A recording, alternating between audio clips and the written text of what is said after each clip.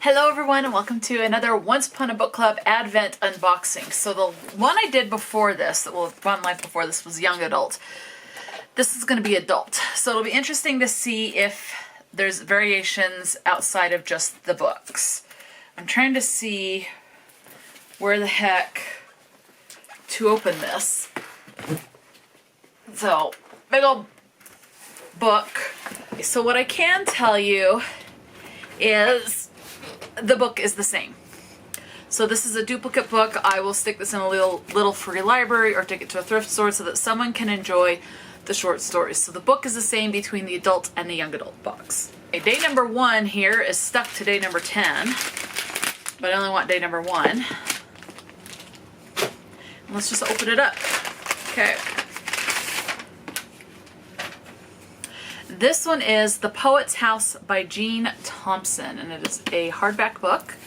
This one says, Carla is stuck in her 20s and working for a landscaper. She's been told she's on the wrong path by everyone, from her mom who wants her to work at the hospital, to her boyfriend who is dropping not so subtle hints that she should be doing something that matters. Then she is hired for a job at the home of Viridine, a lauded and lovely aging poet who introduces Carla to an eccentric circle of writers. At first, she is perplexed by their predilection for reciting lines in conversation, the stories of their many liaisons, their endless wine-soaked nights. Soon, though, she becomes enamored with this entire world. With Viridian, whose reputation has been defined by her infamous affair with the male poet, Matthias, with Viridian's circle, and especially with the power of words, the ache and hunger that can both be awakened and soothed by a poem, a hunger that Carla feels sharply. When a fight emerges over a vital cache of poems that Matthias wrote about Viridian, Carla gets drawn in. But how much will she sacrifice for a group that may or may not see her as one of their own? So, and it's just a red book under the cover. Yeah, okay. Day number 2, I'm betting it's another clock. So I think the only differences are going to be the books. So, yes, this is going to be another clock. It's the exact same one. Yeah.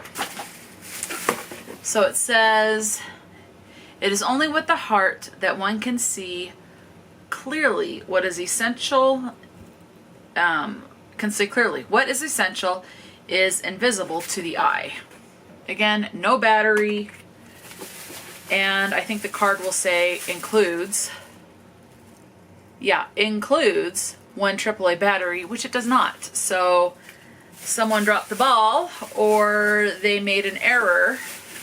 Either someone dropped the ball by not including the batteries, or someone made an error with their typing, and it should be battery not included.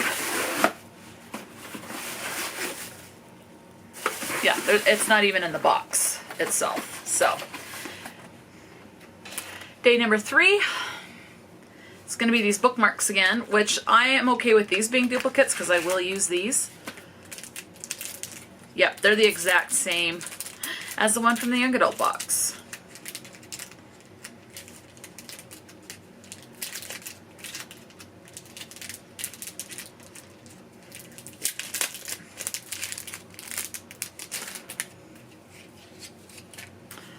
So, floral bookmarks. Exact same as the ones that were in the young adult.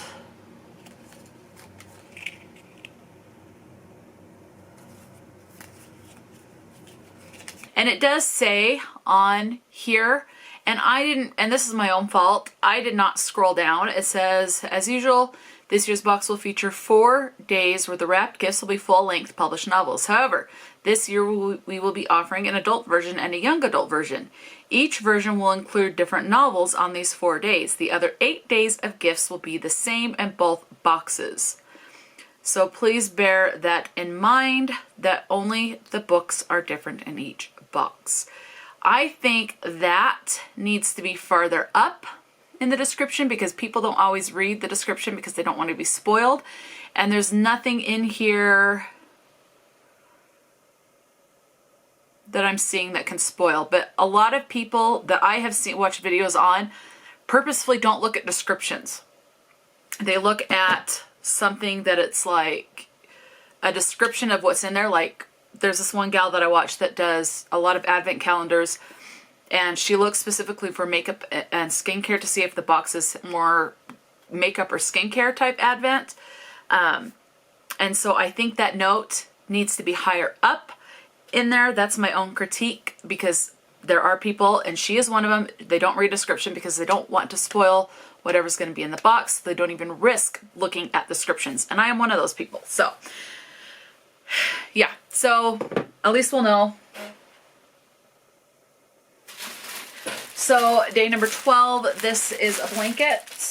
Well, okay, let's go back to day number 4. So day number 4 is a book. So this is different.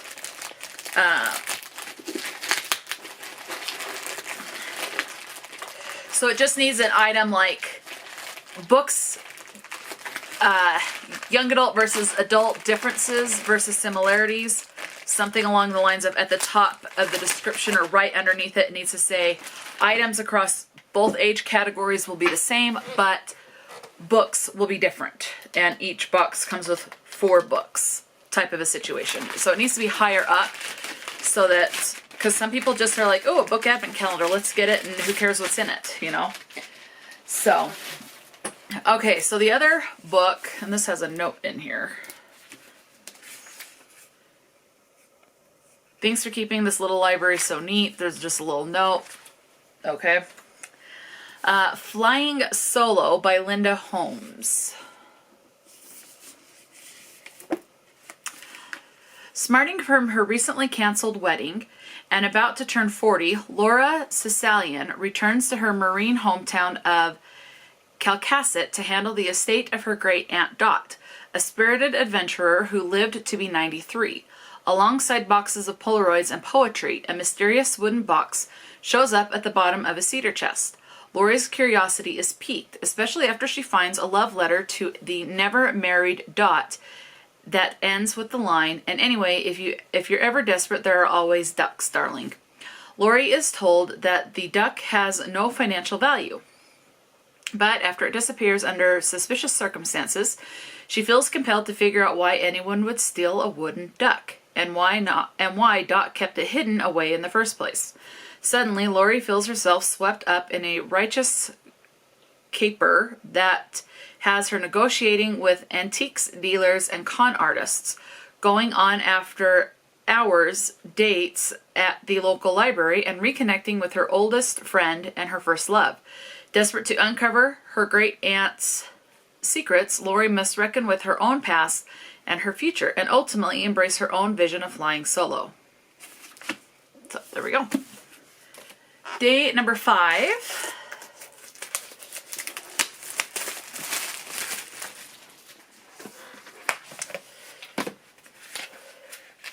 Is a trinket tray, and it says it's a ceramic trinket tray, and so again I will just gift this to someone, and it says there is magic in what we choose to treasure. So that will find a new home. In fact, I can think there's one person I can think of that I think would absolutely enjoy these. And I have her address, and so I might be sending this to her. So day 5 was the trinket tray. We are on day number 6. You know what? I am not gonna open this one. I want the gal I am going to send this to. I want her to open this and enjoy it. So I'm going to leave this one wrapped up. It's this book. So I can use this as scrap paper. It has pretty end papers. It is the bucket list book, Once Upon a Book Club. So you just make bucket lists. It gives you suggestions for bucket lists. You have pages to brainstorm your own personal bucket lists. And then it says, now it's time to take these someday dreams and make them a reality. Jot down your goals and the steps it'll take to reach them, and then it's time to make it happen. And then you have, what was it, 50? Yeah, 50 of these pages. Yeah, where it's, you write the bucket list, your date that you added it to the list, why you want to do it, what type of dream it is. So learning something new, conquering something that scares you, it's a place you want to go, etc. Your to-do list here for what you need to do to accomplish it. You have an I did it box down here where you write down the date completed, add a little sticker or a stamp, and then a brief about it. So it says how this bucket list item happened, what you learned, and then proof of victory. You can take in a picture or a receipt or something. So you have 50 of those pages. And then after the 50th page, you have the memories. So it has some blank pages at the back where you can just jot down, kind of like a journal. So it's unlined. It's just blank paper pages, and that's it. So, oh, and there's stickers at the back. So there are star stickers that you can use these for the bucket list, your I did it things. So I won't open that one, but that's what it is. This is not something that is personally for me. Just physically, I'm not able to do a lot of this stuff. So, and this would honestly overwhelm me. So just not for me. I think I will include this in there so that the person I'm thinking of shipping this to can give this one to a friend or someone. That way it doesn't go to waste. So we're good there. Okay, day number 7.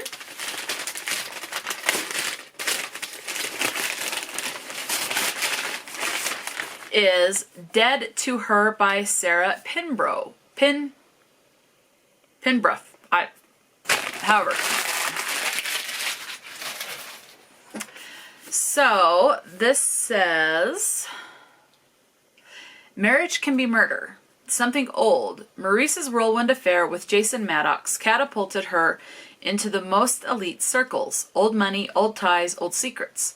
Marcy may have married into this world, but she'll never truly be part of it. Something new. Then Jason's boss brings home a captivating new wife from his trip to London.